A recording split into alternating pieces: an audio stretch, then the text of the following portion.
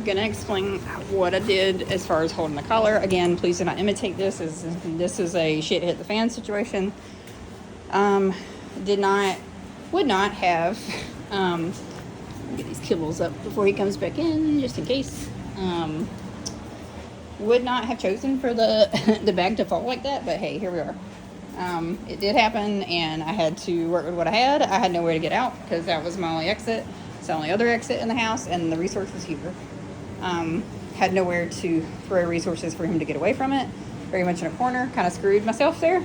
But things happen. So I do want to show you, we don't need to project name on this. I do want to show you what I mean when I say, so I grabbed his collar here, and he started snarling, and I was like, oh, that's not gonna go well. So, and I'll put this on my leg to show you. Again, do not do this. Just showing you what I did at the moment. So, let me put this way, so hopefully you can see. Okay, so I had him here, and I said, oh shit. I grabbed him here, completely behind his head.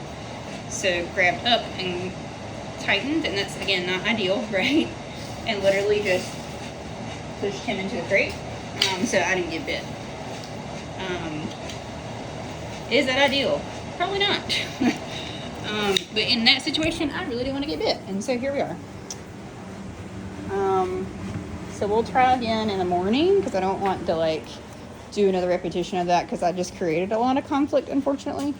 No more than I already had, but kind of counterproductive for this particular session. But again, excuse my language, but shit happens, right?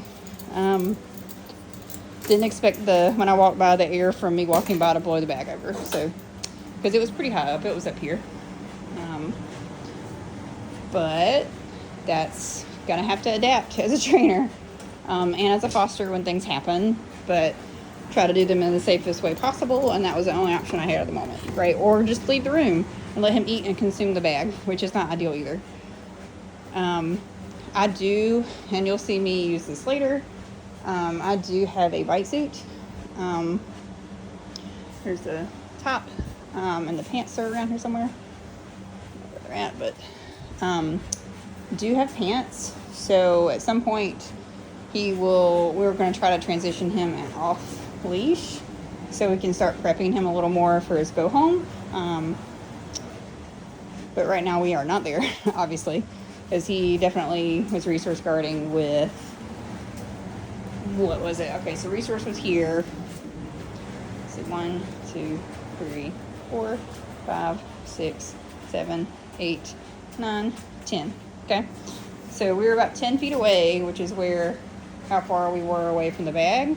I was giving him treats. I grabbed collar. As soon as I grabbed collar, he lost it, because he's resource guarding. Even because he knows this thing is right here. So that's how far away, and why his particular case is a little bit challenging. But we're going to try to work with them best we can and see what we can do. But dogs that will resource guard to that extent away from resources is always tough, which we knew. So we'll work on it. Keep us in your thoughts and prayers. No, I'm just kidding. No, but we'll work on it. He could have done a lot of damage to me, and he didn't. So, not saying he's not a pretty nasty resource guarder, right? But could have done a lot more damage than he actually did, which was done.